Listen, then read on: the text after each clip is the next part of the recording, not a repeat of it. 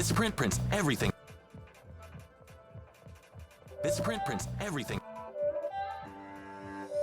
It's not a game, it's a rich thing.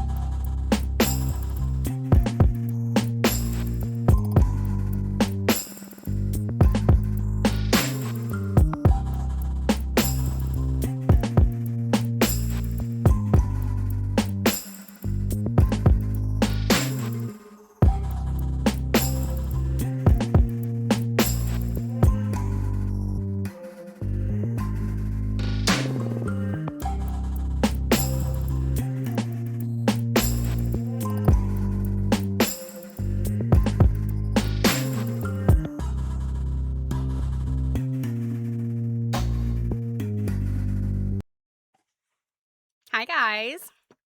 Happy Thursday, or Friday Eve as we know it. Hopefully you can hear me. This has been one of the most frustrating weeks I have lived in a while. If you were with me and Jill, awesome, thanks Druid. If you were with me and Jill on Tuesday,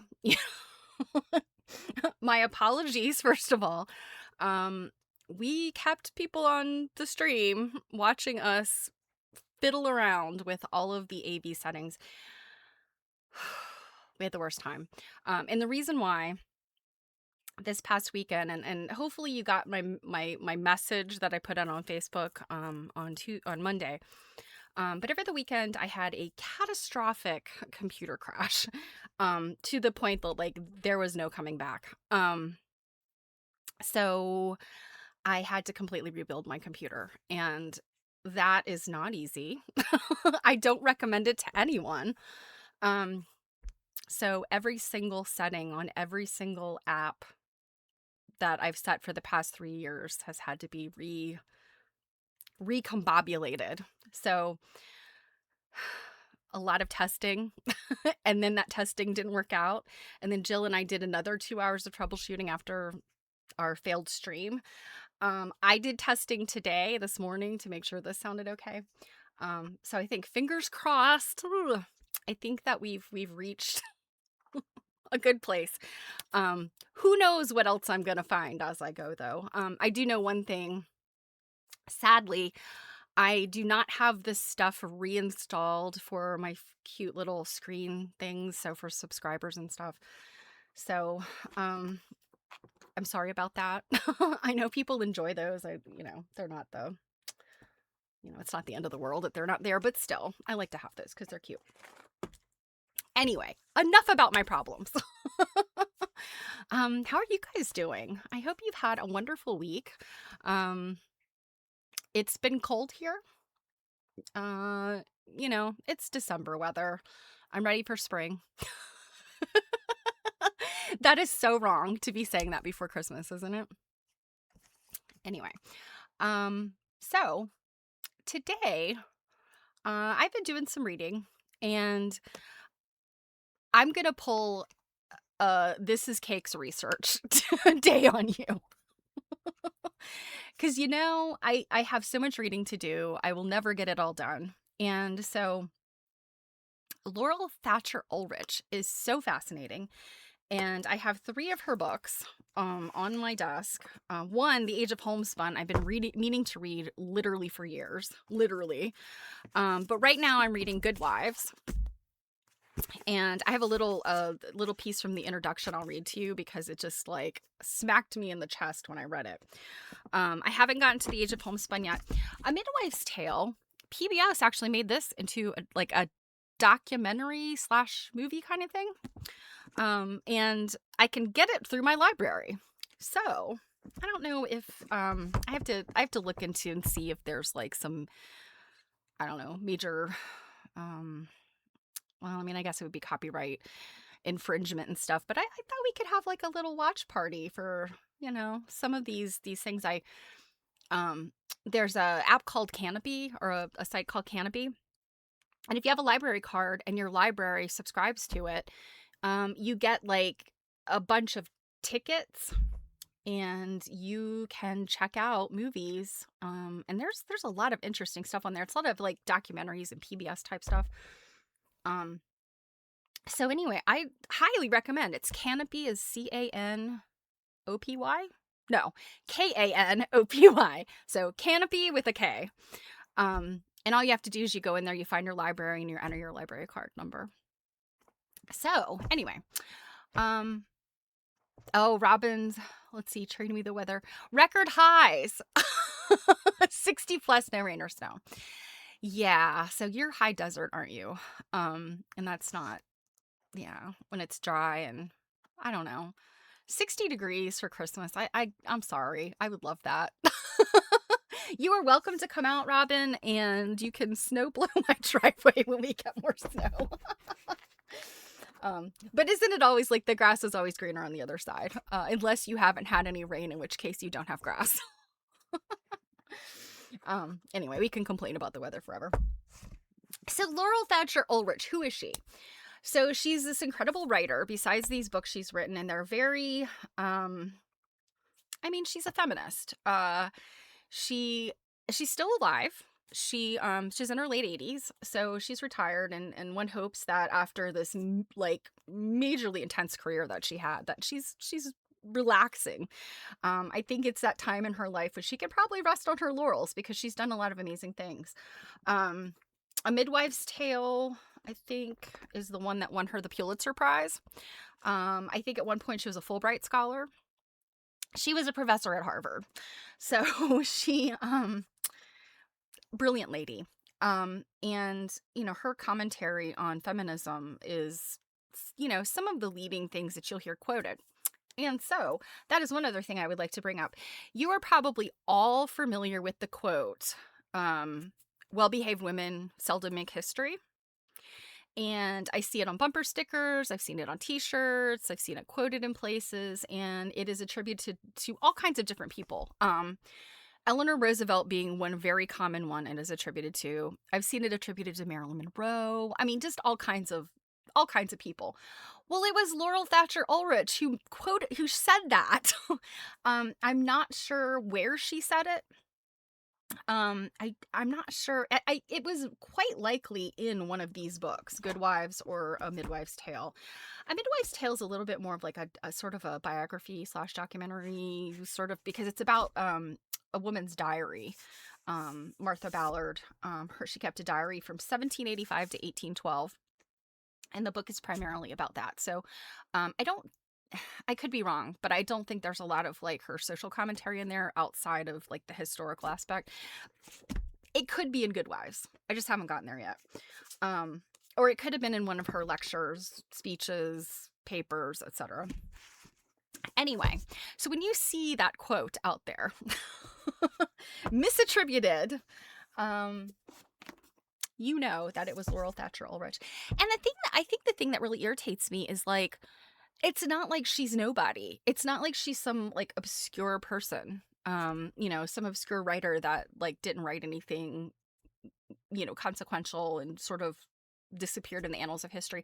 She is quite accomplished author and lecturer and all these other things, academic.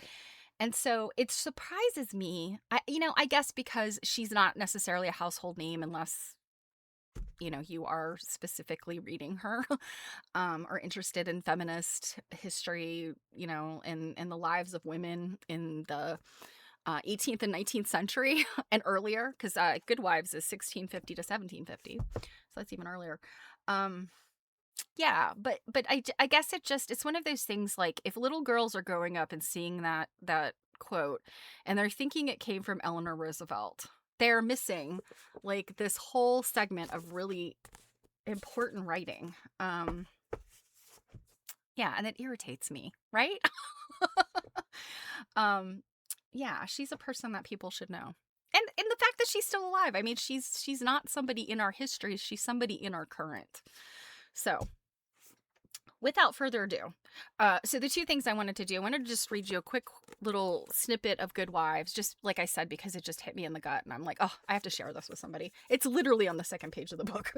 And then the research part of it, you're going to be subjected to Cake's research, is I'm going to read a piece that she wrote for Commonplace, which is, I believe it's a journal of like American history type stuff. Back in 2007 about Betsy Ross. And, the Betsy Ross tale is an interesting one. But I'm really curious to see like what she has to say about it. And of course, I had to share my Betsy Ross collectible. This is from Hallmark's Bicentennial collection. There is no date on this, but I'm like 100% sure that it's from 1976. But isn't she cute? She's got her little flag, and she's the fabric that is on her dress, or her skirt specifically, if you could see it. It's one of those Eli Walker prints that is so very commonly reproduced in the 1970s. So I hadn't noticed that at first until I took her out of the box, and I'm like, Eli Walker fabric. Interestingly, I found where Hallmark reproduced, and it's not this particular fabric, but it's a red version of it. They reproduced it in the 80s in a bunch of their like party goods. There's a Sunbonnet Sue set that they reproduced some of the Eli Walker fabric. And I've been trying to find out, like, did they just license it from the fabric company or what? I haven't deeply researched it, but Hallmark interestingly had their hands on a lot of different things. And, of course today, Hallmark movies, it's like you can't have Christmas without some Hallmark Channel movies, right? So I wanted to get to Betsy Ross. And then, I said we were going to finish the Patchwork Girl by the end of the year. I don't know. With the way things are going, we might be reading Patchwork Girl into January, assuming you guys are, enjoying it. We only got through the first little section. Of course, it's a child's book, so it's short chapters. Anyway, we'll see how that goes. All right. Let me read to you from Good Wives. So, the full title of Good Wives is Good Wives: Image and Reality in the Lives of Women in Northern New England, 1650 to 1750 by Laurel, Thatcher, Ulrich. And this was written, I think it's in the 80s. Let me see. Oh, 1991. Oh, no, I'm sorry. That was the softcover edition. So 1980 is when she wrote this. And let me find, it's in the introduction where I wanted to read this. So this is the first first three paragraphs of the introduction. On Tuesday morning, she had risen in good health, but before dinner, seized with what felt like a gas pain in her chest, she had gone to bed. By noon of the next day, when the doctor arrived, she was in agony. Though his cordials eased the pain, she continued to languish. 7 days later, on December 27th, 1643, at 6 o'clock in the morning, Dorothy Dudley died. She had been a good wife, obedient to her husband, loving to her children, and kind to her neighbors, dutiful to her servants, and as her daughter Anne Bradstreet expressed it, religious in all her words and ways. When Thomas Dudley sat down to write the news of her death to another daughter, Mercy Woodbridge, he confessed himself melted with sorrow. Yet he was composed enough to reiterate the same list of qualities in a long passage of advice, reminding Mercy that she could honor her mother best by imitating her virtues. And this is something that's really interesting. So if you're following the book that Jill and I are reading over on Quilt Nerding, it is called A Stitch in Time by Amy Newell. Really fabulous book. If you aren't following along with us, but you are interested in needlework of aging women in antebellum America, I highly recommend it. It is a really good book. But it talks about, she quotes a lot of places where, historical documents and scholarly documents are talking about being a virtuous woman and what it means to be a woman and what it means, how woman's like kind of purpose changes throughout, these different sections of her life. So I think it's really interesting that, talking about imitating virtues, at this time period, I think it was about, it's just about being a good woman. As we get into, more of our country being its own country, because in 1650 we were not, or 1643 we were not. But you have this idea of the Republican mother who is responsible for raising good citizens. So anyway, 50 years later, Mercy's own children could comfort themselves at her death by repeating the familiar litany. Acknowledging their mother's goodness, they promised to tread in her steps. 20th century readers are likely to approach such pieties with impatience, if not cynicism. When we read on a gravestone that a woman was eminent for holiness, prayerfulness, watchfulness, zeal, prudence, sincerity, humility, meekness, patience, weanedness from ye world, self-denial, public spiritedness, diligence, faithfulness, and charity, We smile, wondering what she was really like. It is difficult for us to approach a world in which neither innovation nor individuality was celebrated, in which the rich particulars of daily life were willfully reduced to formulaic abstraction. Yet the purpose of an epitaph was not to commemorate, but to transcend personality. A good wife earned the dignity of anonymity. The dignity of anonymity.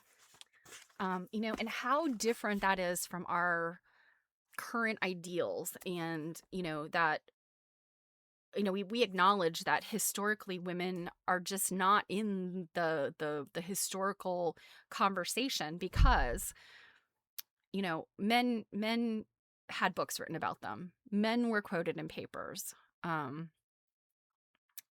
You know, I mean, I hate to be sort of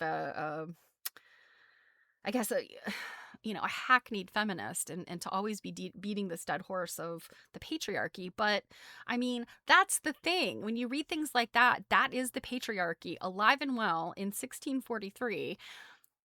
And that woman, Dorothy's dignity was in the fact that she was anonymous. Which goes back to the great Laurel Thatcher Ulrich quote, well-behaved women seldom make history. And what she said about that quote, she found it amusing that people picked it up and went hog wild with it.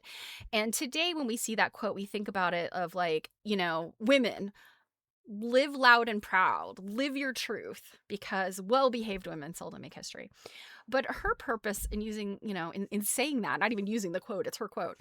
Her purpose in saying that is, unless you were like being tried for witchcraft, being burned at the stake, or you did something like horrible that got you in the court record, or perhaps your husband was famous, your name is not going to be recorded in the annals of history. That was really all she was saying.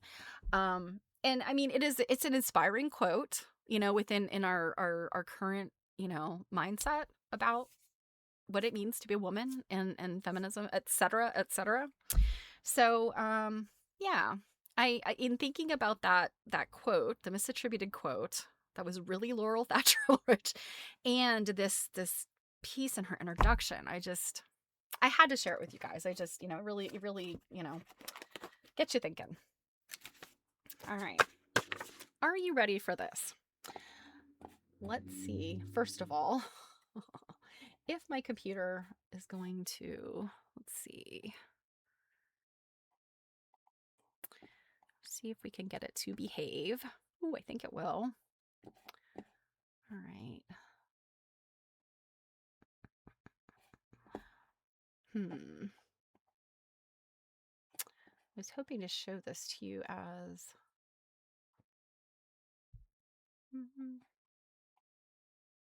There we go.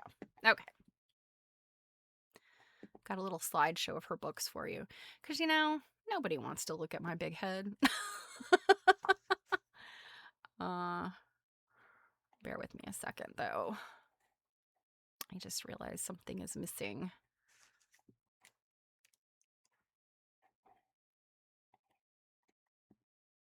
I mean, you don't want to see my big head, but you do want to see me a little bit. So, okay. All right. So you have a little something to look at while I read. So as I said, when I'm reading to you, and the other thing I forgot was to give you the link to this. So let me do that.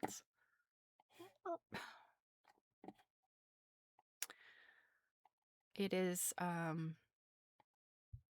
freely available on the internet, but it's a web archive.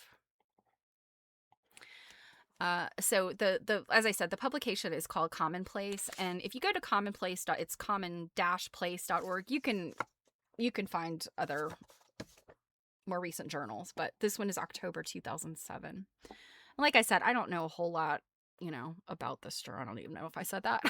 I don't know a whole lot about this journal. But as I've been, doing some research, there are a lot of fascinating journals out there.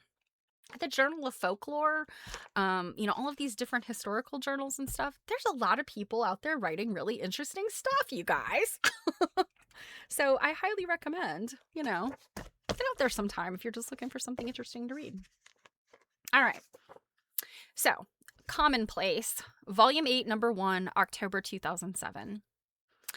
Laurel, Thatcher, Ulrich, How Betsy Ross Became Famous. Oral Tradition, Nationalism, and the Invention of History. The Invention of History. How about that? And in 2007, Laurel Thatcher Ulrich was teaching history at Harvard University, and her latest book at that time, and it had just been released that year, was Well-Behaved Women Seldom Make History. She wrote the book after the quote went crazy. And again, I'm pretty sure the quote is probably from Good Wives. I just haven't found it yet. All right. So, Laurel Thatcher Ulrich, How Betsy Ross Became Famous. For scholars, the story of how Betsy Ross made the first American flag is about as credible as Parson Weems' fable about little George Washington cutting down the cherry tree. Yet for more than a century, it has been an established part of American education. Did not most of you, including me, have like that in your childhood elementary school education? January, February, after the holidays, you've got George Washington and the cherry tree right there with Valentine's Day. And the same thing with Betsy Ross. Among the general public, it shows no signs of going away. The story emerged in the last third of the 19th century as the United States was redefining itself after the Civil War. In 1870, Ross's grandson, William J. Canby, read a paper before the Historical Society of Pennsylvania in which he claimed that in June of 1776, George Washington and 2 other members of the Continental Congress visited his grandmother in her shop on Arch Street in Philadelphia. And this little thing is supposed to be a general representation of the Arch Street address. I'm sure it doesn't really look like that. Hallmark tried. So they visited her in her shop. The men, according to Canby, brought a rough sketch of a striped flag with 13 stars in a blue field. The stars had 6 points. Having a better idea, Ross folded a piece of paper into neat triangles and with a single clip of the scissors, produced a 5-pointed star. Within days, she had completed the first American flag. To the general public, details about the flag are unimportant. It is Betsy they care about. Unable to find documents supporting his tale, Canby secured affidavits from aged relatives. These confirmed the details just as he had told them. From the first, scholars were skeptical. George Henry Preble included Canby's account, along with virtually every other scrap of oral tradition that came his way, in his detailed and carefully documented 1872 history of the flag. But he was blunt about Canby's credibility. For him, as for most historians, the problem was chronology. Mr. Canby contends that the Stars and Stripes were in common, if not general use, soon after the Declaration of Independence, nearly a year before the resolution of Congress proclaiming them the flag of the United States of America. But I cannot agree with him. Writing in 1908, John Fow dismissed the Betsy Ross legend as ridiculous. A 1942 history cataloged it under more fictions and myths. 1942! They're already saying, like, the Betsy Ross myth is just that, a myth. Yet, I was in school in the 70s and 80s, and many of you guys were too, and maybe even earlier like that in the 50s and 60s. So, post-war years, we knew this was a myth, yet it proliferated. In the 1950s, David Eggenberg concluded that the grand total of provable facts in the Betsy Ross legend amounted to 2. That Betsy was a twice-widowed patriot needlewoman of Philadelphia, and that she was paid to make Pennsylvania naval flags in 1777 of such flimsy material are constructed the cherished legends of American history, he wrote. Let's see. I printed this offline and there was a picture of a bobblehead purchased from the Betsy Ross house. When turned on, it played the national anthem. I'm sure Betsy Ross would have been thrilled. Recent studies have been less censorious, but not more supportive of the story. Historians view her role in designing and making the first American flag as another cherished myth that had its own place in American history, writes Lon Taylor in a 2000 Smithsonian History. David Hackett Fisher thinks Ross's descendants misunderstood her story. Perhaps the commission wasn't for a national flag, but for a standard for Washington's headquarters. The explanation has its own problems, as we shall see, but it has the virtue of shifting attention from Old Glory to other flags made during the Revolution. There is really no point in arguing over who made the first flag because there wasn't one. The Stars and Stripes that we know today had multiple parents and dozens of siblings. True, on June 14, 1777, the Continental Congress passed a cryptic resolution specifying that the flag of the 13 United States be 13 stripes, alternate red and white, that the Union be 13 stars, white in a blue field, representing a new constellation. But nobody specified the shape of the flag, the arrangement of the stars, or the ratio of the canton to the field. I think the canton is like where the stars are, and the field is I don't know. I think the canton is like it's like a flag and coat of arms kind of thing, I think. I'm not sure. Don't quote me. I may be wrong. Oh gosh, where did I?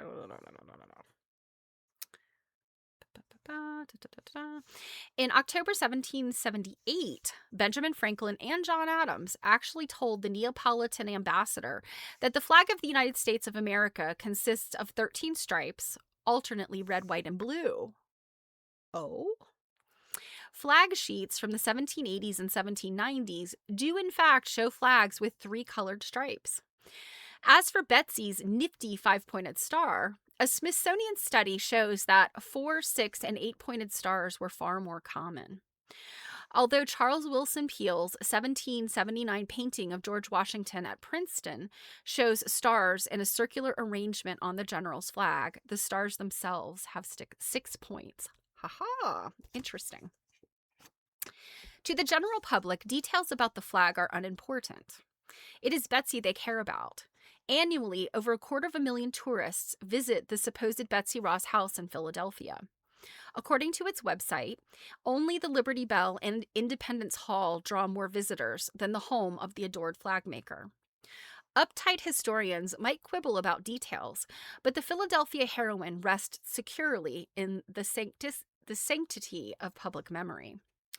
She survives because children, teachers, and publishers love her story, because her house is located near the shrines of American liberty, and because, as with so many national legends, the legend of Betsy Ross has something to do with who we Americans believe ourselves to be. Interesting.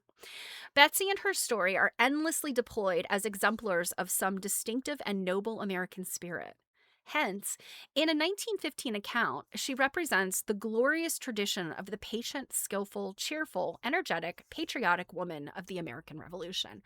Those words, all those words, it seems like some things that might have been on epitaphs of good women, good wives, right?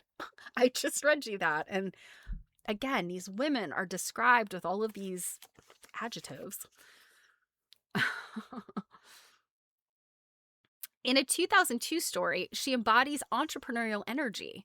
With or without the flag, the author insisted Betsy Ross deserves to be remembered because she challenged convention as a talented businesswoman. Well, she was twice widowed, so she had more rights than your average wife in the 1770s. For my part, I find Betsy's actual life less interesting than her afterlife, her resurrection as a national heroine. Even her name is a later simplification. Born in Philadelphia in 1752, Elizabeth Griscom married John Ross in 1773 and was widowed 3 years later. In 1778, she married Joseph Ashburn, a merchant mariner who died in 1783 in a British prison. Merchant mariner is a loose kind of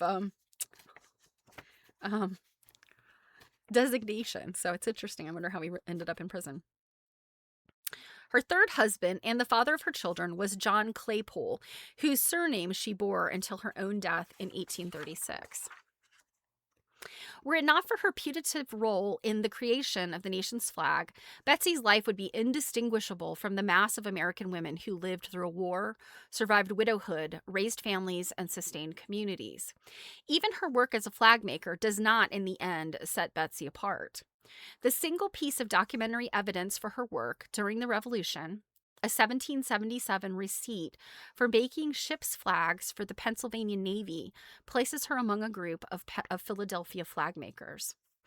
Margaret Manning was making ship's colors for Pennsylvania as early as 1775.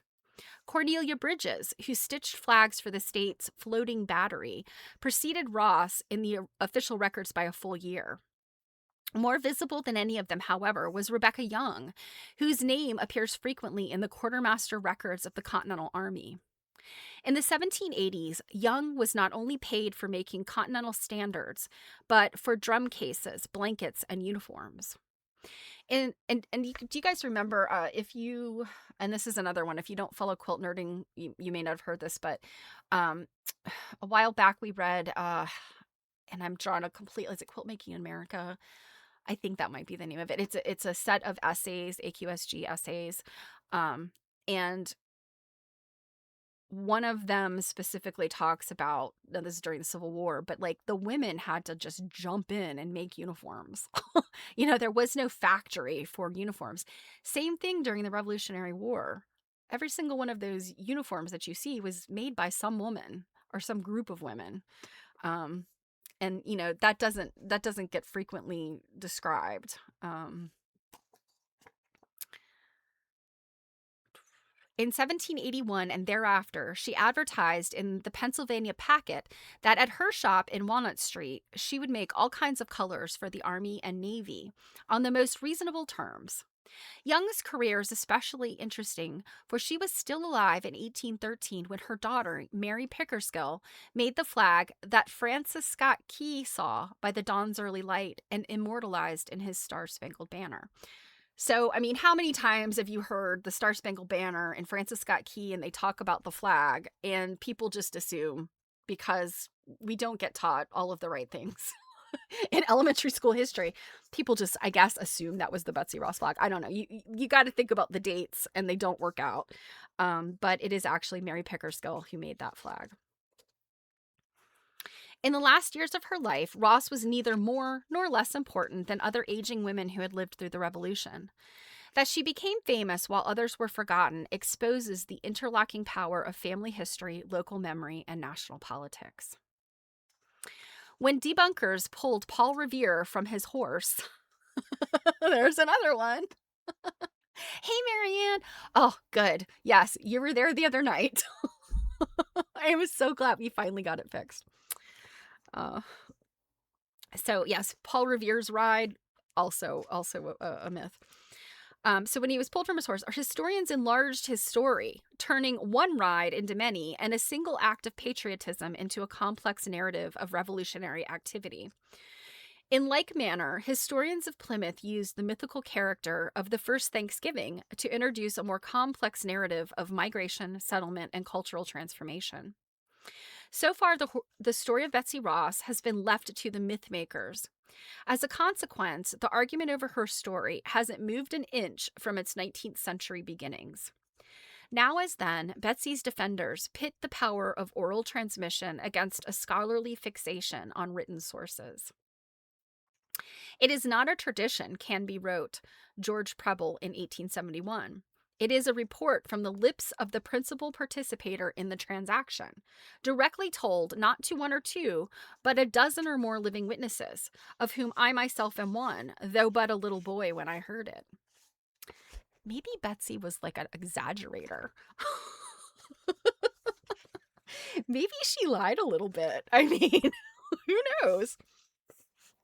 The semi-official Betsy Ross website continues in the same vein. To the question, can Canby be trusted? They respond, can Betsy Ross herself be trusted? They argue that since Canby got his story straight from the source, the real question is, did Betsy, a known flag maker, embellish the truth by saying she made the first one? Well-behaved women. Surely Betsy, the patriotic Quaker, could not have told a lie. To the argument that Congress did not adopt an official flag until June 1777, a full year after Betsy claimed to have made the flag, they respond, Congress acting within 1 year. Not bad. For them, the controversy remains that it was in 1870, a quibble between those who insist upon written documents and those willing to listen to living witnesses. The authors conclude confidently, historians, to their credit, always want source documentation. However, in this case, the circumstantial evidence has to be weighed. We find it overwhelmingly supports Betsy Ross as the maker of the first flag. They have a point. Family traditions often convey information that would otherwise be lost. It is worth remembering that until DNA testing forced them to reconsider, many scholars dismissed the family stories that identified Thomas Jefferson as the father of Sally Hemings' children. There's another important discovery that DNA. I mean, I love the fact that DNA can open up and either confirm or deny history. And since 2007 when she wrote this, there's been lots of other, historical stuff that's often more debunked than anything by history. In the situation with Jefferson, it was a confirmation. But unlike Ross, Hemings did not become a national icon. Popular history chooses its own company. It is not enough to tell a good story. That story must be something other people want to hear.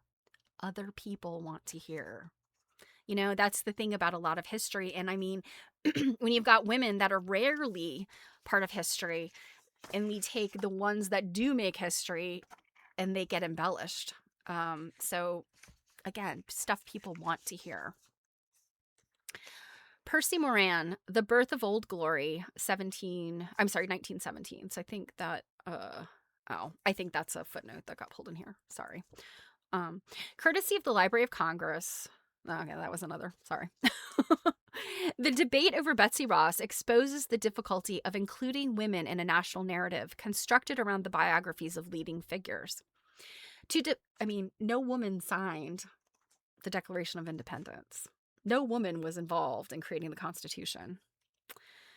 To defend Betsy Ross as every woman means abandoning her as a heroine.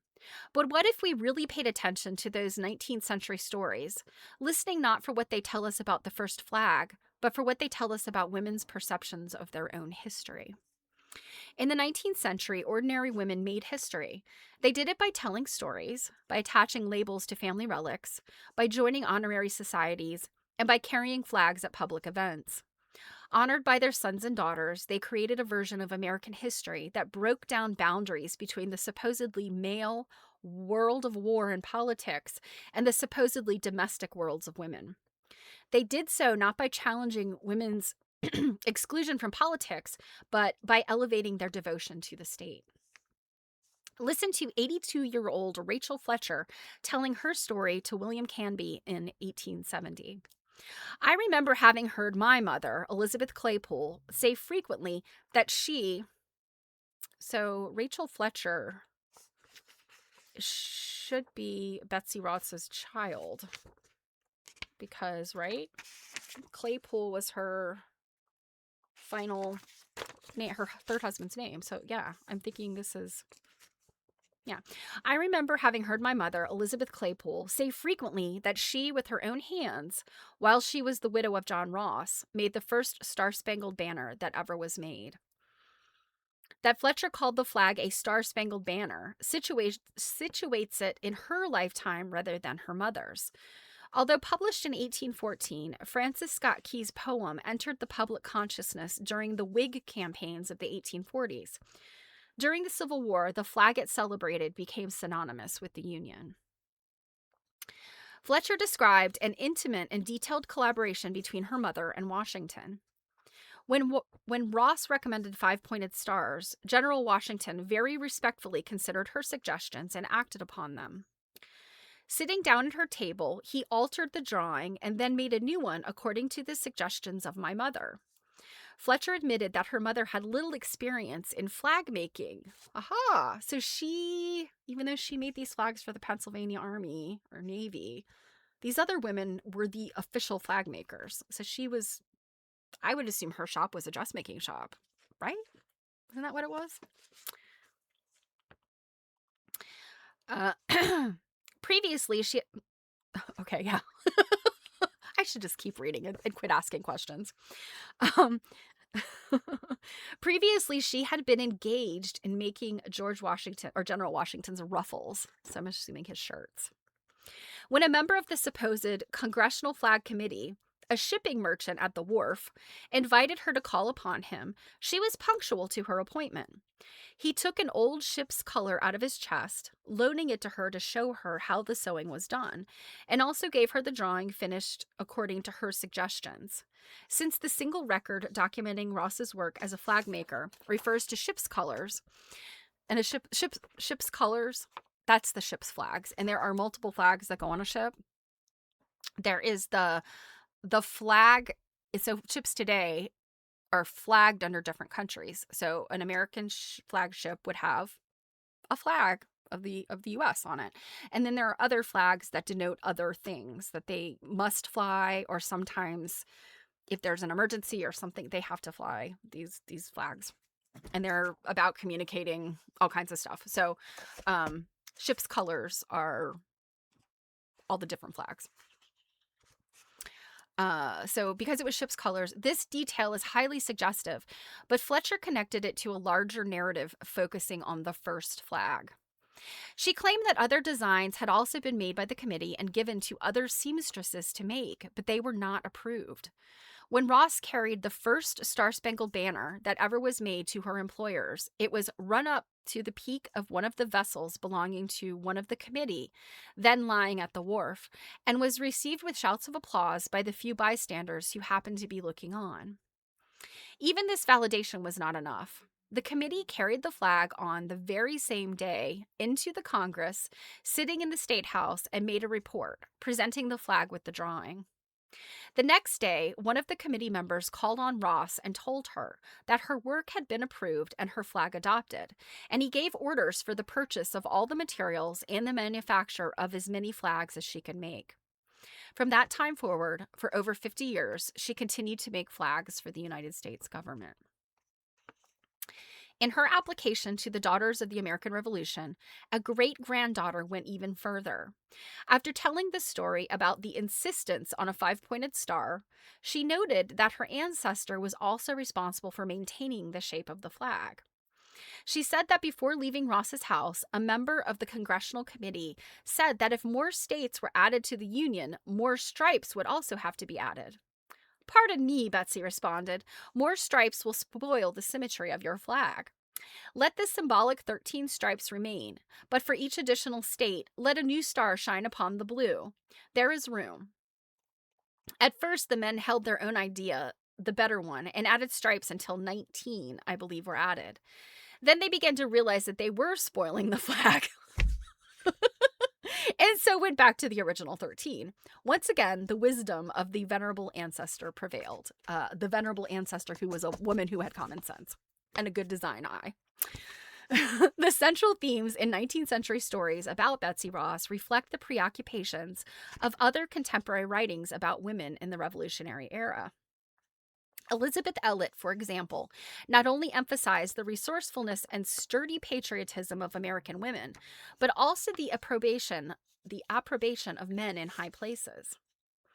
By the 1870s, there were hundreds of such stories about the contributions of women to this American Revolution. I actually have an ancestor that is documented. I think I told you guys about that a while back. Among these were many claims about a first flag. In his 1872 history, George Henry Preble included a story given to him by Miss Sarah Smith Stafford, who received it from Mrs. Patrick Hayes, who had it from her aunt. Miss Sarah Austin, who claimed that she and several patriotic ladies of Philadelphia met at Swede's church in that city, and under the direction of John Brown, Esquire, secretary of the new Board of Marine, formed or arranged a flag, which they presented to John Paul Jones, the hero of the American Navy.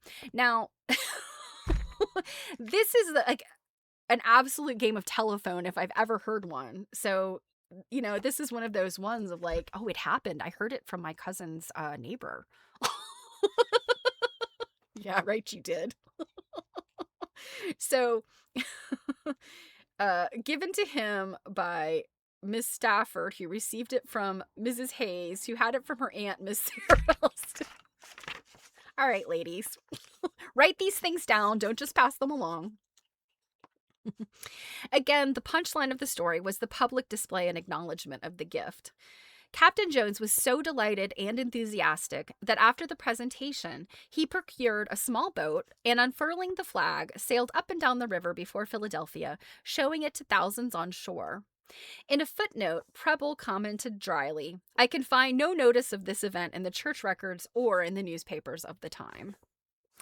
Stories about Jones's flags proliferated. By 1900, the captain's least reliable biographer. I love that. See, this is why I love Laurel Thatcher Ulrich. Her writing is so, it's so matter of fact. And, it's right there on the edge of being, super scholarly, but it's very easily readable, And that's what I like. I like smart nonfiction. I don't like it dumbed down, but I also don't like that, high style of academic writing that is so hard to plow through. I really love the fact that she is kind of writing for the masses. And so the captain's least reliable biographer was asserting that the unconquered and unstricken flag that went down with the Bonhomme Richard and Jones's famous battle with the British warship Serapis has been made at a quilting party in Portsmouth, New Hampshire, from slices of women's silk gowns. Oh, that's interesting. Unfortunately, it was the least accurate biographer who came up with that.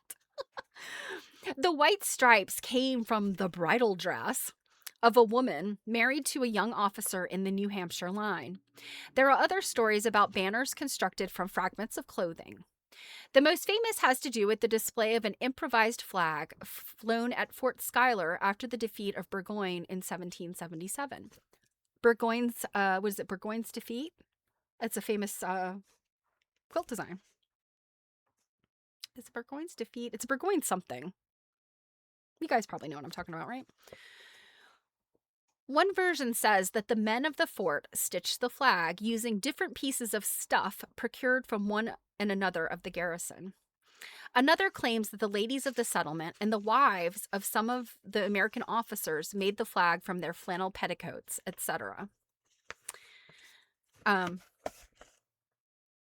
Marianne, so Burgoyne's, and now I can't remember. It's Burgoyne surrounded, maybe? It kind of gives you like double Irish chain vibes, I think, but it's got some other aspects and layout in there that makes it a little bit more complicated looking. But I seriously don't know my American history very well because I was like, who was Burgoyne? And it is spelled Burgoyne. So he was defeated at Fort Schuyler. Mrs. Anna Bailey from Benson J. Lossing LLD. Okay, I'm sorry.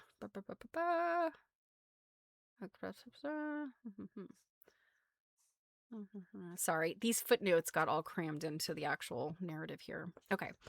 Stories about American women sacrificing their own food, clothing, and bedding to supply the army had been a staple of antebellum narratives and postbellum narratives because this happened again in the Civil War, right? So, I mean, the 1770s and before, and then you've got all of these other smaller skirmishes, and then you've got the Civil War. This stuff happens over and over and over and over. Burgoyne surrounded. Thank you. So Druid found, let's see, Robin named it, and Druid says the Burgoyne surrounded quilt is a traditional American patchwork design commemorating British General John Burgoyne's surrender at the Battle of Saratoga during the Revolutionary War, featuring a central block, Burgoyne, surrounded by or encircled by smaller blocks, the American troops, often using red for British soldiers and a large central square for the surrounded general, celebrating a key American victory and also known as Road to California or Homestead. Very cool. I know I've seen it a number of times, and it's actually not my thing. Because it's like it's one of those, it gives you those like double Irish chain kind of vibes, I think. When it's all put together. I think the block itself, you can really see this in what Druid has described here. You can really see like in the block itself, but once you put it all together, like I said, it kind of looks like an Irish chain. And I mean, it's certainly pretty, and like it uses some small pieces, I think, depending on how big you scale your blocks. So okay. So women sacrificing everything for these men who want to fight. In 1889, Benson Lossing reprinted a story he had originally published in 1850 describing Mrs. Anna Bailey, an aged Connecticut woman familiarly known as Mother Bailey, who recalled the British assault on Fort Griswold led by the traitorous Benedict Arnold. I saw the American flag that was flying over the southwest bastion, shot down, she recalled. This recollection turned her thoughts to the attack on New London during the War of 1812. She told Lossing that one of the men at the fort came to her house in Groton seeking flannel for cannon cartridges. She started out and collected all the little petticoats of children that she could find. She's taking her children's petticoats. I mean, come on. These children need their legs to stay warm. It's New England. Let's see. When he told her that was not half enough, she cut the string of her own petticoat and gave it to him. It was a heavy new one, but I didn't care for that, the old lady told Lossing. All I wanted was to see it go through the Englishman's insides. Oh my gosh. Okay. The men at the fort said it was a shame to cut up such a petticoat. They would rather see it fluttering at the masthead of a ship as an ensign under which to fight upon the broad ocean. Lossing concluded, this and other circumstances make Mrs. Bailey a woman of history. So this is really interesting. I mean, these are very patriotic women, obviously. And it's easy for me to sit here and like kind of grouse about, oh, these men want to fight wars, and so women jump into the fray and provide everything, literally the clothes off of their body for the things that these men need. But taking my brain out of, 2025 and putting it back there, in the 1800s, 1812, War of 1812 is what she's talking about here. The patriotism of people in the U.S., and 1812 is not that long after we became a country officially. And, and we still have these skirmishes that we're dealing with as a country. I think patriotism was very important. And it's something that we don't necessarily see across the board, or at least displayed in the same way. I think today our patriotism is displayed differently if we consider ourselves a patriotic. And I don't know that all people ascribe to patriotism as a quality. So, and I'm not judging one way or the other. But I just think it's an interesting thing when you look at, 2025, I as a woman have so many rights. I may or may not be being paid the same as the men who do the same job I do. How many gamers on here are making tons of money? Meanwhile, cake toils in obscurity. I'm just kidding.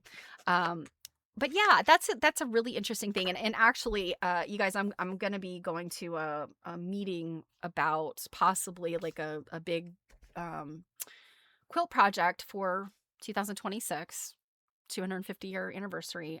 That's gonna involve some other patriotic type democracy sort of thing. So I can't say much about it, but it's interesting to have these thoughts about like, what does patriotism mean? Like, what does democracy mean? And I think many of us will have different definitions. And I think that's okay. You know, I mean, it's our First Amendment right to kind of believe what we want to believe about ourselves and to show up the way we want to show up. So,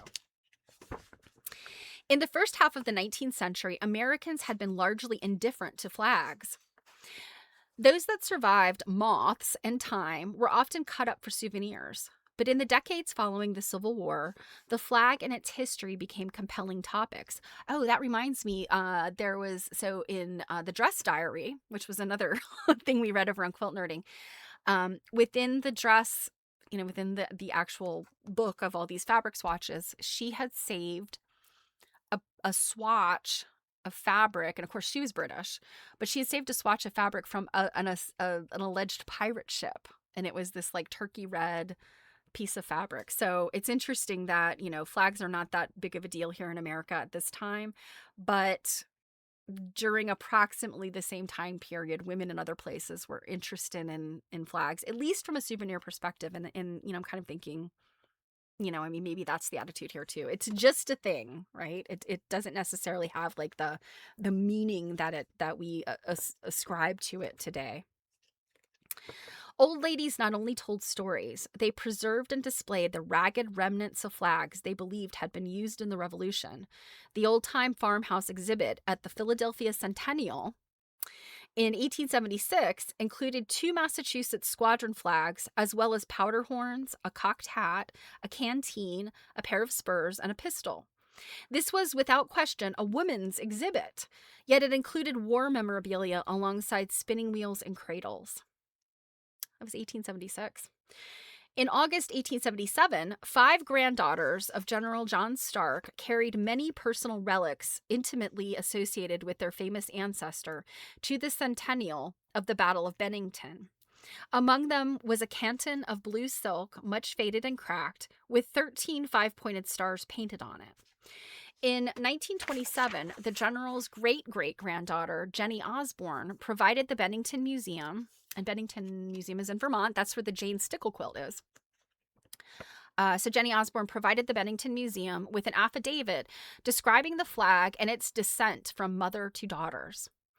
Since 1910, it has been in my possession, she wrote, explaining that she kept it in her safe deposit box at the bank.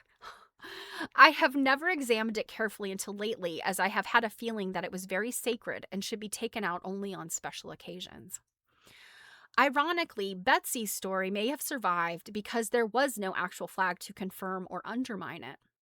In contrast, the flag Mary Pickersgill made for Fort McHenry survives in all its tattered glory, though the story of its manufacture is little known. When Pickersgill's daughter, Caroline Purdy, heard that the flag that inspired the national anthem was going to be exhibited in Philadelphia in 1876, she wrote Georgiana Appleton, who had inherited the flag from her father, George Armistead, the commander at Fort Henry during the War of 1812.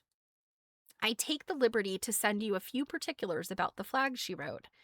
It was made by my mother, Mrs. Mary Pickersgill, and I assisted her. My grandmother, Rebecca Young, made the first flag of the Revolution. Rebecca Young, now remember, she's one of the people that was in the beginning, that she was talking about all these other flag makers. Rebecca Young made the first flag of the Revolution under General Washington's direction. And for this reason, my mother was selected by COMO. Is that Commandant? Or I don't know. Barney or Commanders or Barney and George Stricker, family connections, to make this Star-Spangled Banner, which she did, being an exceedingly patriotic woman. The themes in Purdy's story are much like those in other 19th century flag stories. She emphasized her mother's work ethic and skill and the approbation of the men who commissioned the flag. The result of her mother's labors, she believed, had 400 yards of bunting, and her mother had worked many nights until 12 o'clock to complete it in the given time.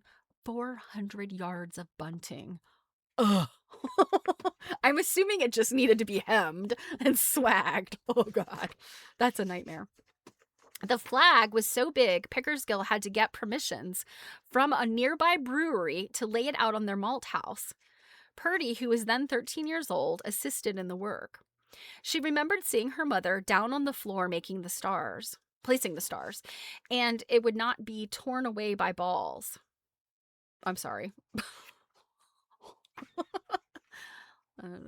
Down on the floor placing the stars. And she insisted on topping it herself to make sure that in the heat of battle, it would not be torn away by balls. I'm assuming these are cannonballs. That I don't know, just topping it herself. I'm not sure what that means. I guess maybe stitching it? I don't know. History confirmed that wisdom of her decision. The flag survived not only because of the bravery of the fort's defenders, but also because of her secure stitching. So that must have been what that means. She stitched them herself. The commander of the fort was so pleased that he declared that no one but the maker of the flag should mend it, and requested the rents be merely bound round as a memorial to the fort's night of glory. So it sounds like the holes were not to be fixed, but rather just to bind them so they stayed. I'm trying to think. I think I have seen this flag, and I don't remember where it is. I don't think it's at Fort McHenry. I'm pretty sure it's still in Maryland. I'm so terrible with my American history, you guys. This is why I read these things to you, because I'm so ignorant on these things.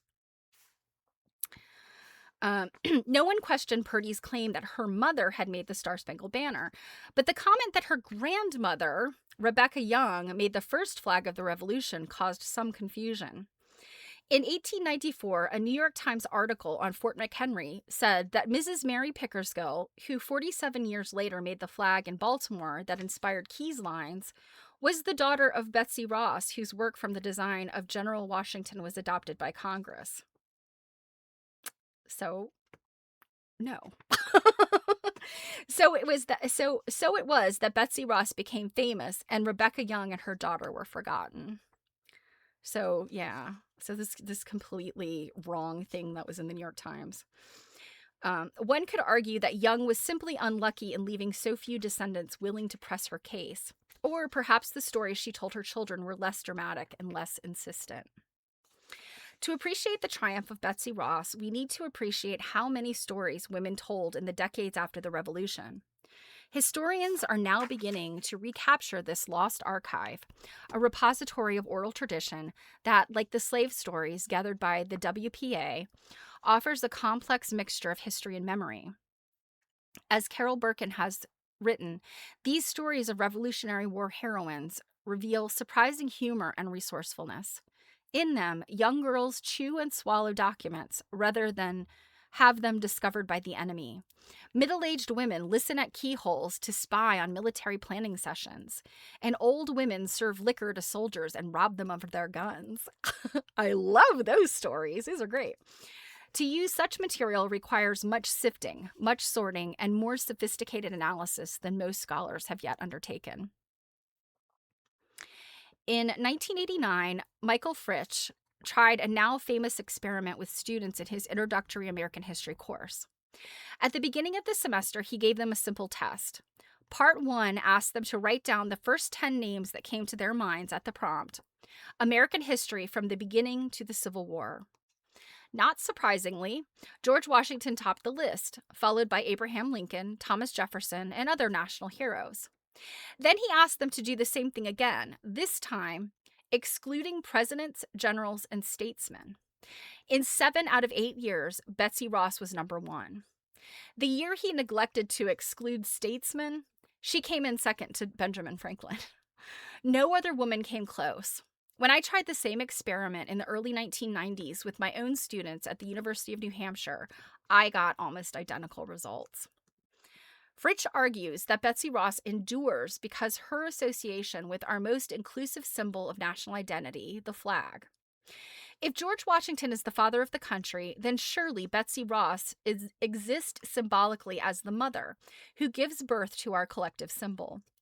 Indeed, in America's civil religion, she occupies very much the position of the Virgin Mary in the Christian story.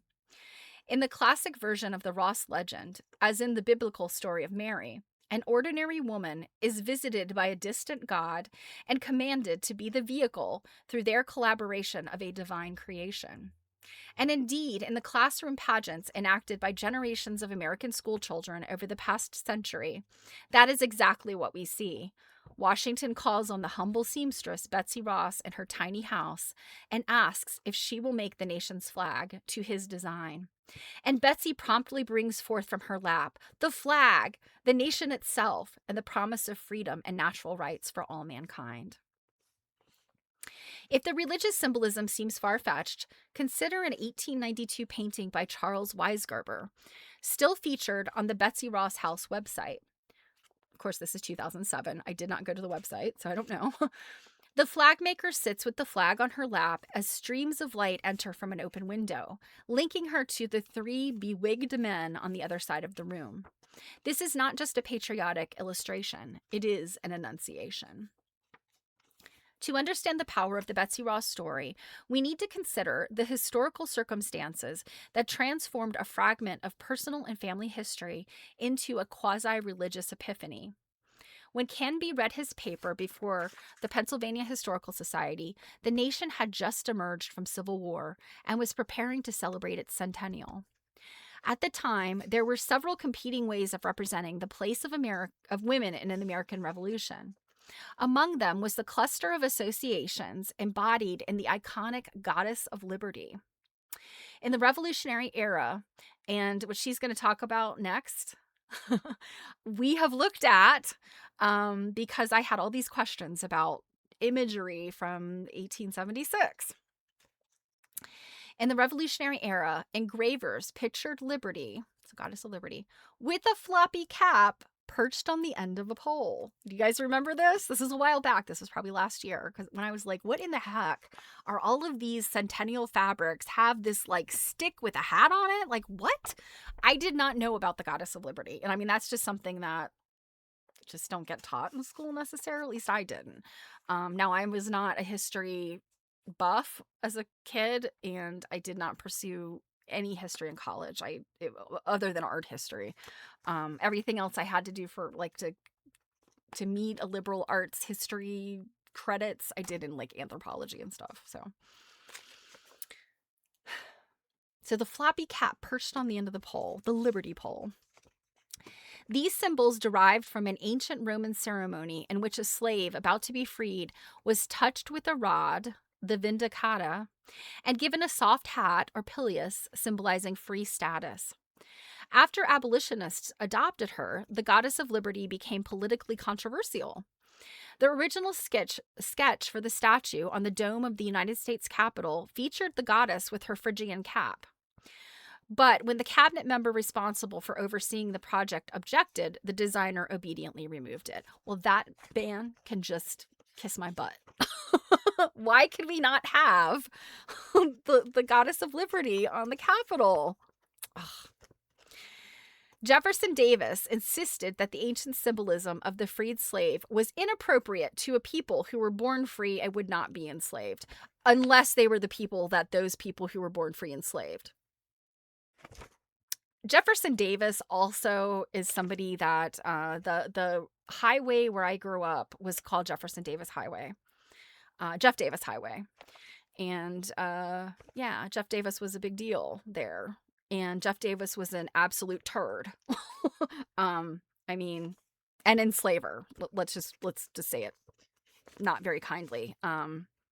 It is absurd to me that he would say this. Inappropriate to people who were born free and would not be enslaved. But is it appropriate to the people you're enslaving, Jefferson Davis? How about that? How about those people? Okay, moving right along, stepping off my soapbox.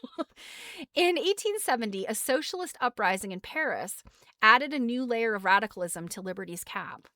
In May of 1871, Harper's Weekly dismissed the women of the Paris. In May of 1871, Harper's Weekly dismissed the women of the Paris Commune as 10 times more cruel and unreasonable than the men. All right, Harper's Weekly. An accompanying illustration showed a crowd of female avengers with a high priestess in the middle crowned with the orthodox red cap of liberty. Meanwhile, noisy activists were disrupting America's own civic ceremonies. On July 4th, 1876, Susan B. Anthony and 3 of her compatriots interrupted the all-male program, at Independence Hall by walking down the aisle and presenting a women's Declaration of Rights that accused the nation of violating its own constitution by denying women the right of trial by jury. Oh. So women didn't have a jury trial. Did I know that? Okay. So denying women the right of trial by jury and by taxing them while denying them representation. When a much-tamed Statue of Liberty was finally dedicated in New York Harbor in 1886, Lily Devereaux Blake, one of the women who had joined Anthony in Philadelphia 10 years before, chartered a boat for 200 members of the New York Women's Suffrage Association. As the New York Times reported, immediately after the veil had been drawn from before Liberty's face, Mrs. Blake called an indignation meeting on the lower deck. After denouncing the ceremonies just witnessed as a farce, she offered resolutions declaring that in erecting a Statue of Liberty embodied as a woman in a land where no woman has political liberty, men have shown a delightful inconsistency which excites the wonder and admiration of the opposite sex. Lily Devereaux Blake. In contrast to Liberty, Betsy Ross excited little controversy. She appeared to affirm both the nation's devotion to freedom and the power of white women to shape history, even if it wasn't true. Weisgerber's painting, seen by millions of visitors to the Chicago World's Fair, thus reinforced a growing movement to venerate Betsy Ross and the flag. There were many forces at work: expanding immigration, the creation of new patriotic honor societies, contentious political campaigns, the threat of European socialism, and the triumph of United States military actions abroad. Together, they fed the desire for a single compelling national symbol and an equally compelling story to go with it. On Flag Day in 1894, the Pennsylvania Society of the Colonial Dames of America gathered 500 school children in a ceremony honoring the adoption by Congress of the flag made by Betsy Ross from the design submitted to her by General Washington. The flag veneration movement and the Betsy Ross legend grew together. By 1895, 10 states had passed laws requiring public schools to display the flag on ordinary days as well as on holidays. You guys know where we're going with this, I bet. In 1897, the New York City Public Schools ordered thousands of copies of Weisgerber's painting.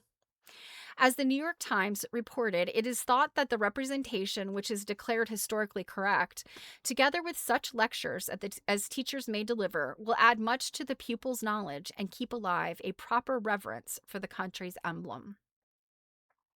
Oh, I thought maybe she was going to talk about the Pledge of Allegiance. Maybe she will get there. An example of the veneration of Betsy Ross in the late 19th century, the first U.S. flag and seal, Mrs. Betsy Ross, the author, frontispiece from Colonel J. Franklin Reigart.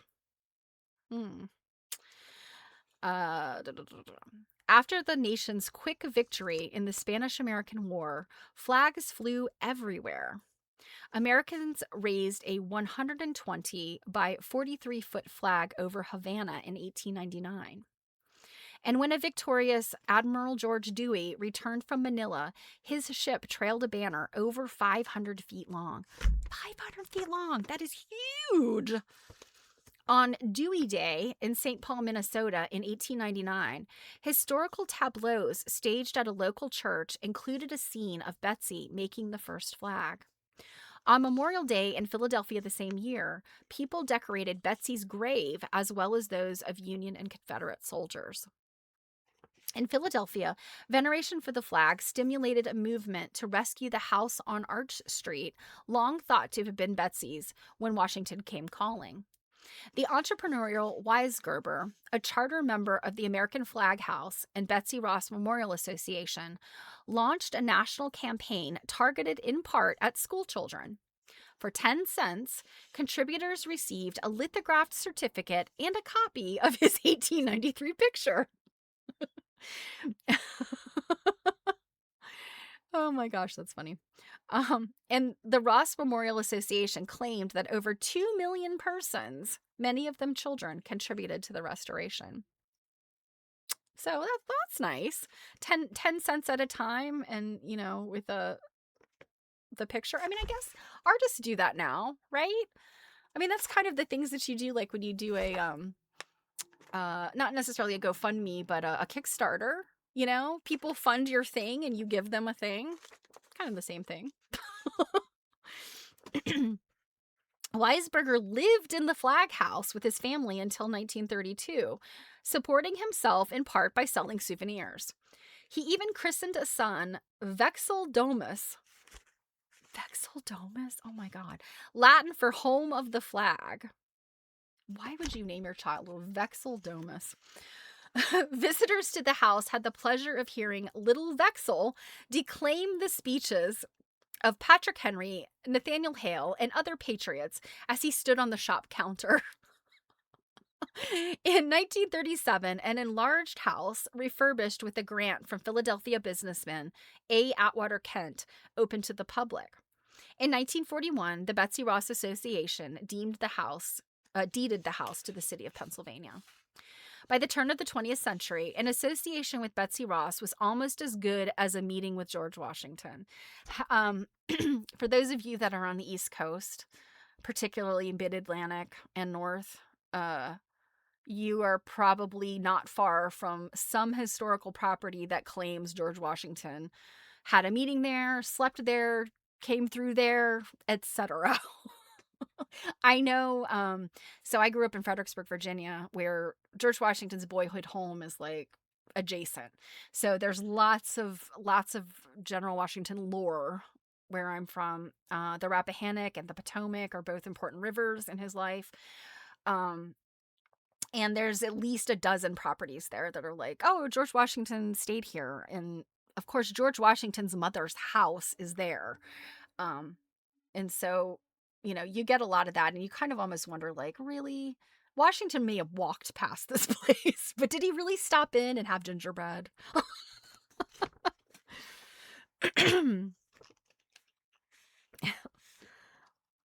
Let's see. In 1900, a New Haven journal published Catherine Prescott Bennett's recollection of stories that an aged relative had told her about their ancestor, Rebecca Sherman, the wife of Connecticut's representative for the Continental Congress. The old woman claimed that when George Washington designed and ordered the new flag to be made by Betsy Ross, nothing would satisfy Aunt Rebecca but to go and see it in the works.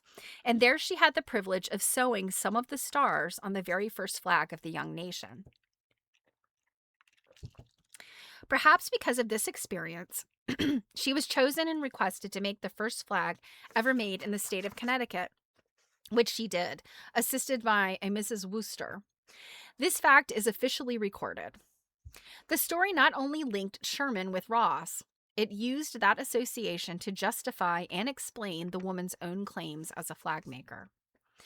In 1912, Bennett's story reappeared in A Popular History of Early American Women, and in 2004, journalist Cokie Roberts repeated it in her book, Founding Mothers, The Women Who Raised Our Nation.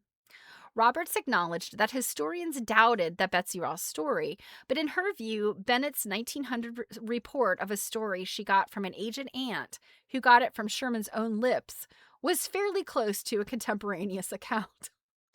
Oh, Cokie Roberts, did you not play the game of telephone when you were a kid?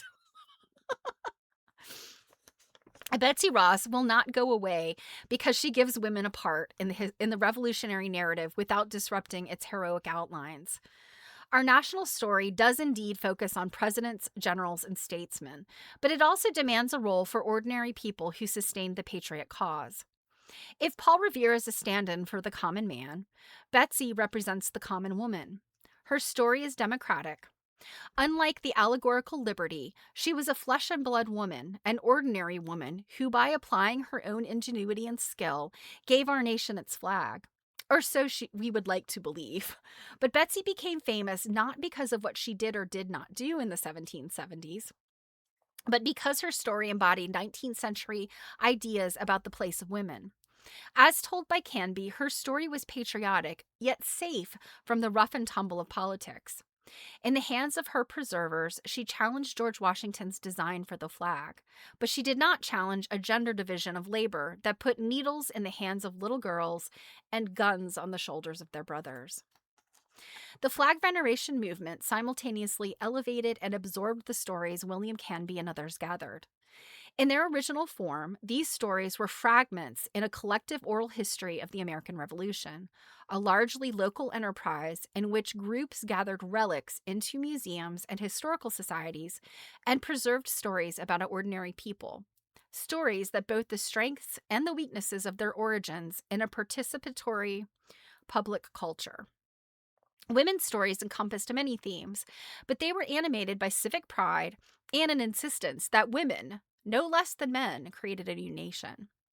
In comparison with these early stories, the Betsy Ross who emerged in the late 19th century seems less individual, more iconic, more a product of triumphal nationalism than of proud and locally grounded republic. Whether she can sustain her fame for another century is uncertain. In the fall of 2004, I tried Michael Fritch's test on 200 Harvard students. Their responses to the first question were almost exactly the same as in New Hampshire 10 years before. But when I gave them the second question, there was an audible gasp in the room. The students had no trouble identifying the founding fathers, but they had a hard time coming up with the name of anyone who was not a president, general, or statesman. Perhaps acknowledging my presence in the room, a few quickly wrote, Mrs. Washington, Mrs. Lincoln, and Mrs. Adams. Did they not know their names? But there was a lot of blanks on these papers. In the end, Paul Revere came in first, and Betsy Ross dropped to seventh. Though the answers were so scattered, it is hard to determine significance. The debunkers may be winning, though so far there appears to be nothing to take Betsy's place. And that is Laurel Thatcher Ulrich's essay on Betsy Ross. That was very interesting. I hope you guys liked that. I realized it was long. It took me over an hour to read that, but I very much enjoyed that. She, like I said, she's a great writer, isn't she? She's got the humor. She's got, it's scholarly. She's using words you might have to look up. At least I do. But I think this is a very good one. So highly recommend if you're looking for something to read over the holiday season. These books are very easy to find, and you can get them from Abe. They're not expensive at all. I think they're all out of print at this point, so easy to find. They're also on Amazon too. I mean, So, one thing I wanted to mention to you guys, but I'm not going to get into detail about it today. But remember, recently I did my little dog and pony about, let me move my screen back, about neon fabrics and really struggling over finding out where did this terminology come from? Am I looking at the right fabrics? Do I know what I'm looking at? And, yeah, I was right. What we were looking at, and I finally found the treasure trove of Brackman. It's in this book. I was scouring Clues in the Calico, which was her earlier book. This one, Making History, Quilts and Fabric from 1890 to 1970, Barbara Brackman. She wrote this in 2008. So this is a much newer publication. I thought I had it. And on her website, on one of her blogs, she very, very briefly mentioned neons. And so I was like, ooh, I have finally found it. And then as I read that, I was like, okay, so it's not in Clues in the Calico, it's in her other book. So I tore my house apart looking for the book, and I couldn't find it. It's because I don't own it. So I had to get my hands on it. In any event, this is also a wonderful book. It's just got all kinds of it talks about all sorts of different quilting and sort of crafting things from various, this time period, 1890 to 1970. And lo and behold, there is a whole section on the neon novelty prints. So I will give you guys more intel on that later, because it is interesting, and it's kind of an important aspect of black fabric in the late 19th century. All right. So I guess for the last few minutes, let's read some L. Frank Baum. At least we can get a few chapters in, because I am curious to know, after the Munchkins sprinkled all of the important aspects of her brain that her maker did not want, we wonder, did the Patchwork Girl, how'd she come out? I bet she came out really sassy and very intelligent.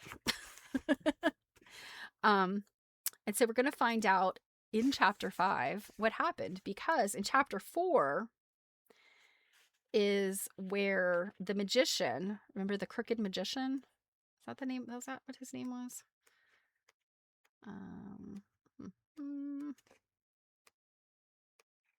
Yes, the crooked magician. His wife made the Patchwork Girl, and he had brewed up the powder of life, or whatever it was called, and he's sprinkling it on her, and that's where we left off. So let's find out. The Patchwork Girl is brought to life.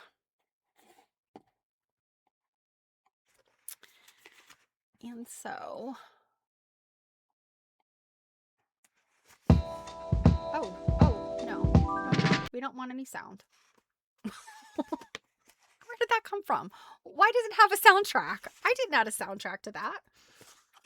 Okay, so the Patchwork Girl, and if you weren't, we've only read this, I guess, on one day. I didn't read last Thursday because we just had so much to look at. But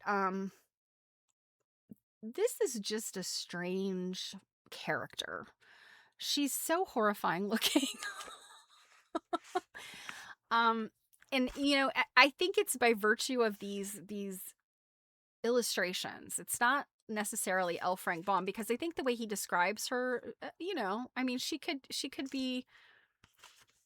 look any way. I mean, she's wearing a patchwork dress and her face is patchworky.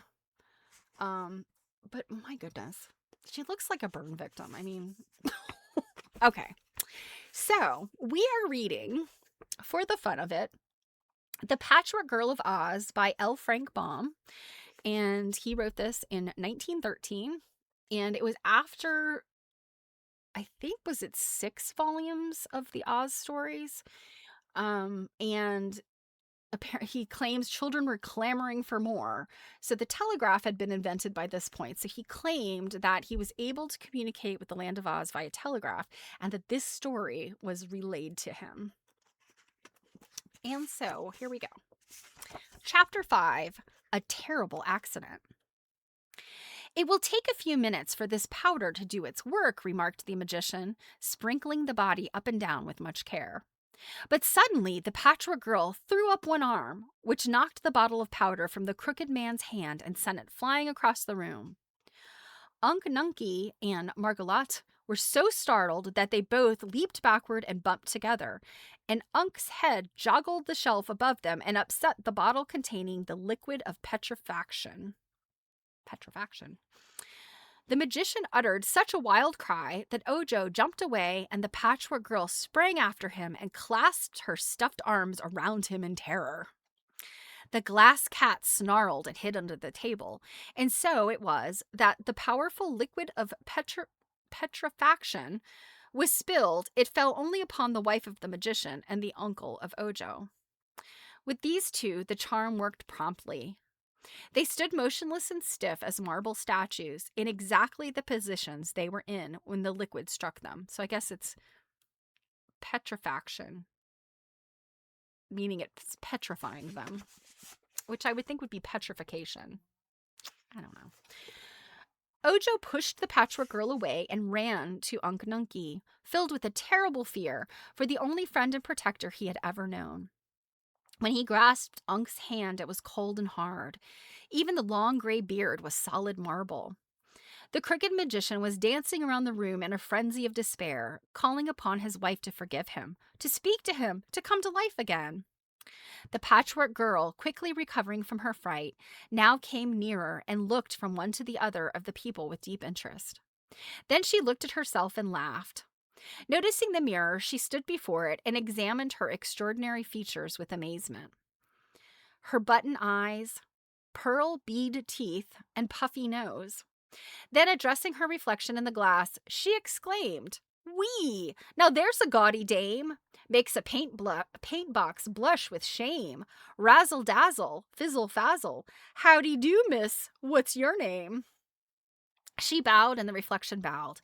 Then she laughed again, long and merrily, and the glass cat crept out from under the table and said, "I don't blame you for laughing at yourself. Aren't you horrid?" "Yes, she is." "Horrid," she replied. "Why, I'm thoroughly delightful." I like her attitude. She loves herself. "I'm an original, if you please, and therefore incomparable. Of all the comic, absurd, rare, and amusing creatures the world contains, I must be the supreme freak." Well, good for her. "Who but poor Margalotte could have managed to invent such an unreasonable being as I? But I'm glad, I'm awfully glad, that I'm just what I am and nothing else." "Be quiet, will you?" cried the frantic magician. "Be quiet and let me think. If I don't think, I shall go mad." "Think ahead," said the Patchwork Girl, seating herself in a chair. "Think all you want to. I don't mind." "Gee, but I'm tired playing that tune called the phonograph." Wait a minute. Did I skip a page? No. "Gee, but I'm tired playing that tune called the phonograph, speaking through its horn in a brazen, scratchy voice. If you don't mind, pipped old boy, I'll cut it out and take a rest." The magician looked gloomily at the music machine. "What dreadful luck," he wailed despondently. "The powder of life must have fallen on the phonograph."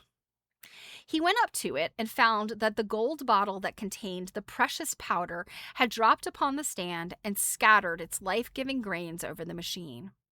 The phonograph was very much alive and began dancing a jig with the legs of the table to which it was attached. And this dance so annoyed Dr. Pipt that he kicked the thing into a corner and pushed a bench against it to hold it quiet. It took him 7 years to make that powder of life. Don't you remember? He had to stir it for 7 years. "You were bad enough before," said the magician resentfully, "but a live phonograph is enough to drive every sane person in the Land of Oz stark crazy." "No insults, please," answered the phonograph in a surly tone.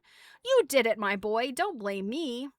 "You've bungled everything, Dr. Pipt," added the glass cat contemptuously. "Except me," said the Patchwork Girl, jumping up to twirl merrily around the room. "I think," said Ojo, almost ready to cry through grief over Unc Nunkie's sad fate, "it must all be my fault in some way. I'm called Ojo the Unlucky, you know." "That's nonsense, Kitty," retorted the Patchwork Girl cheerfully. "No one can be unlucky who has the intelligence to direct his own actions. The unlucky ones are those who beg for a chance to think, like poor Dr. Pipt here. What's the row about, anyway, Mr. Magic Maker?" "The liquid of petrifaction has accidentally fallen upon my dear wife and Unc Nunkie and turned them into marble," he sadly replied. "Well, why don't you sprinkle some of that powder on them and bring them to life again?" asked the Patchwork Girl. The magician gave a jump.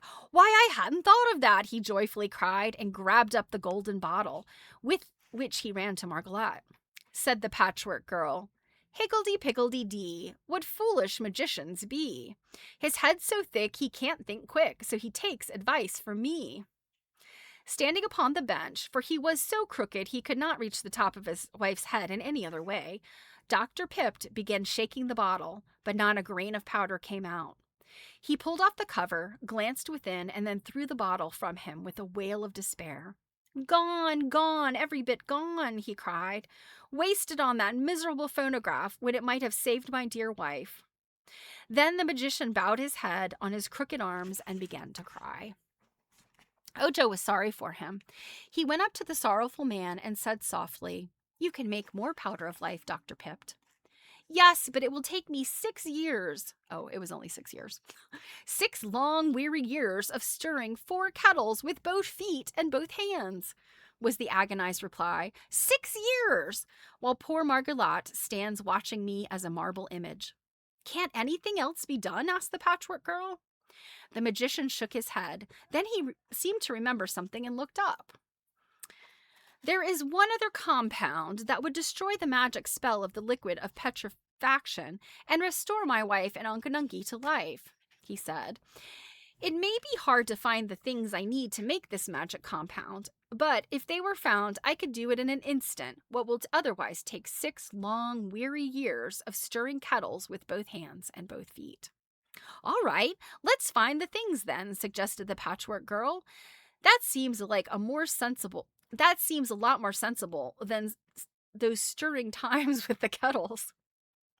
That's the idea, Scraps, said the Glass Cat approvingly. I'm glad to find you have decent brains. Mine are exceptionally good. You can see 'em work. They're pink. Scraps, repeated the girl. Did you call me Scraps? Is that my name? I believe my poor wife had intended to name you Angeline, said the magician.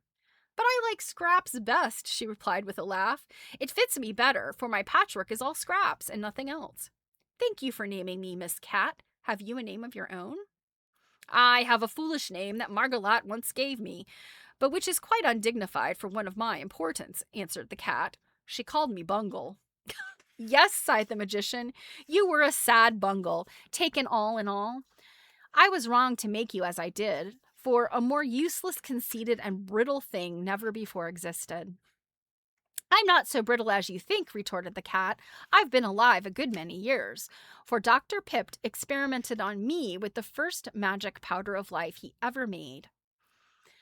And so far, I've never broken or cracked or chipped any part of me. You seem to have a chip on your shoulder, laughed the Patchwork Girl, and the cat went to the mirror to see. Tell me, pleaded Ojo, speaking to the crooked magician. What must we find to make the compound that will save Unc Nunky? First, was the reply, I must have a 6-leaved clover. That can only be found in the green country around the Emerald City, and 6-leaved clovers are very scarce even there. I'll find it for you, promised Ojo. The next thing, continued the magician, is the left wing of a yellow butterfly.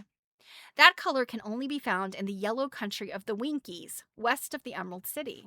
I'll find it, declared Ojo. Is that all? Oh, no. I'll get my book of recipes and see what comes next.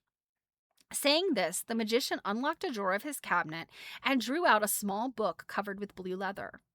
Looking through the pages, he found the recipe he wanted and said, I must have a gill of water from a dark well. What kind of well is that, sir? Asked the boy. One where the light of day never penetrates. The water must be put in a gold bottle and brought to me without any light ever reaching it. I'll get the water from the dark well, said Ojo. Then I must have 3 hairs from the tip of a woozy's tail and a drop of oil from a live man's body. How do you get a drop of oil from a live man's body? Ojo looked grave at this.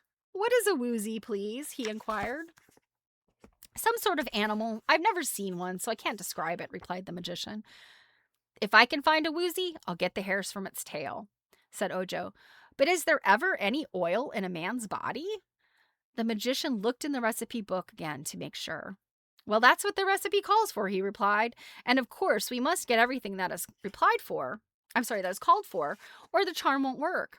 The book doesn't say blood, it says oil, and there must be oil somewhere in a live man's body, or the book wouldn't ask for it. All right, returned Ojo, trying not to feel discouraged. I'll try to find it. The magician looked at the little munchkin boy in a doubtful way and said, All this will mean a long journey for you, perhaps several long journeys, for you must search through several of the different countries of Oz in order to get the things I need.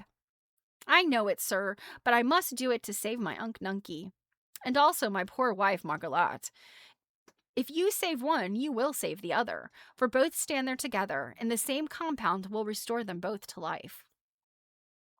Do the best you can, Ojo, and while you are gone, I shall begin the 6 years' job of making a new batch of the powder of life. Then, if you should unluckily fail to secure any of the things needed, I will have lost no time. But if you succeed, you will return here as quickly as you can, and that will save me much tiresome stirring of 4 kettles with both feet and both hands. I will start on my journey at once, sir, said the boy. And I will go with you, declared the Patchwork Girl. No, no, exclaimed the magician. You have no right to leave this house. You are only a servant and have not been discharged. Scraps, who had been dancing up and down the room, stopped and looked at him. What is a servant? She asked. Oh, one who serves, a sort of slave, he explained. Oh, very well, said the Patchwork Girl. I'm going to serve you and your wife by helping Ojo find the things you need. You need a lot, you know, such as are not easily found. It is true, sighed Dr. Pipt. I am well aware that Ojo has undertaken a serious task. Scraps laughed, and resuming her dance, she said, Here's a job for a boy of brains, a drop of oil from a live man's veins, a 6-leaf clover, 3 nice hairs from a woozy's tail. The book declares, are needed for the magic spell and water from a pitch-dark well. The yellow wing of a butterfly to find must Ojo also try, and if he gets them without harm, Doc Pipt will make the magic charm. But if he doesn't get 'em, Unc will always stand a marble chunk. A marble chunk. The magician looked at her thoughtfully. Poor Margalat must have given you some of the quality of posy by mistake, he said, and if that is true, I didn't make a very good article when I prepared it, or else you got an overdose or an underdose. Guess she's not a very good poet. However, I believe I shall let you go with Ojo, for my poor wife will not need your services until she is restored to life. Also, I think you may be able to help the boy, for your head seems to contain some thoughts I did not expect to find in it. But be very careful of yourself, for you're a souvenir of my dear Margalat. Try not to get ripped, or your stuffing may fall out. One of your eyes seems loose, and you may have to sew it on tighter. If you talk too much, you'll wear out your scarlet plush tongue, which ought to have been hemmed on the edges. And remember, you belong to me and must return here as soon as your mission is accomplished. I'm going with Scraps and Ojo, announced the glass cat. You can't, said the magician. Well, why not? You'd get broken in no time, and you couldn't be a bit of use to the boy and the Patchwork Girl. I beg to differ with you, returned the cat in a haughty tone. 3 heads are better than 2, and my pink brains are beautiful. You can see 'em work. Well, go along, said the magician irritably. You're only an annoyance anyhow, and I'm glad to get rid of you. Thank you for nothing, then, answered the cat stiffly.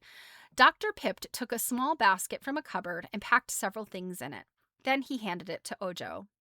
Here is some food and a bundle of charms, he said. It is all I can give you, but I am sure you will find friends on your journey who will assist you in your search. Take care of the Patchwork Girl and bring her back safely, for she ought to prove useful to my wife.